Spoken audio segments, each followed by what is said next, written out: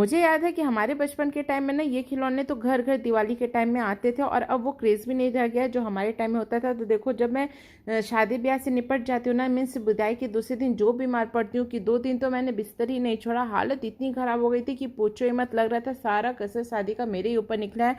और 2 दिन बाद फिर से शूटिंग मैं करती हूँ, क्योंकि उसके बाद ही मैं कुछ सही होता है ना, जब आपकी तबीयत सही हो तो ही आप कुछ कर सकते हो। तो यहाँ धुरधुरी खिलाया जाता है। धुरधुरी में सुहागन खिलाना, इसमें 7 सुहागन बैठती हैं। और हमारे यूपी में, इवन एमपी में भी कहीं कहीं मैंने देखा है कि जब भी कोई शुभ काम होता है, कुछ अच्छा होता है या आपकी कोई मन्नत पूरी होती है ना, तो ये पूजा की जाती है। वैसे ये पूजा जो है ना बहुत जागता, लोग बोलते हैं आप जो भी विश मांगो वो पूरी होती है। बट मेरी एक ही शिकायत है कि भगवान, आपकी ये सारी शक्तियाँ मेरे विश के टाइम में कहाँ चली जाती है? मेरे तो विश पूरे ही नहीं होते हैं। बट कभी कभी मैं सोचती हूँ तो लगता है हो सकता है मैं कुछ ऐसा मांग रही हूँ जो मेरे लिए ना सही हो, इसलिए भगवान हमें नहीं दे रहे हैं।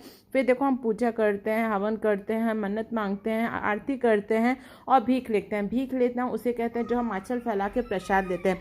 इस पूजा में बिल्कुल लागत नहीं होती, पर जब ये पूजा होता है ना तो बहुत ही अच्छा होता है। उसके बाद दुल्हन हमारे वहाँ पे किचन छूती हैं, मीन्स पहली रसोई उनकी रहती है, तो वो चूल्हा की पूजा करते हो और मीठा बनाते हैं। मीठे में उन्होंने बखीर बनाया था और हमारे वहाँ यही बनता है। फिर उसके बाद हम आ जाते हैं लखनऊ, क्योंकि हमारी ट्रेन थी बीच में। मैंने बहुत कम शूट किया।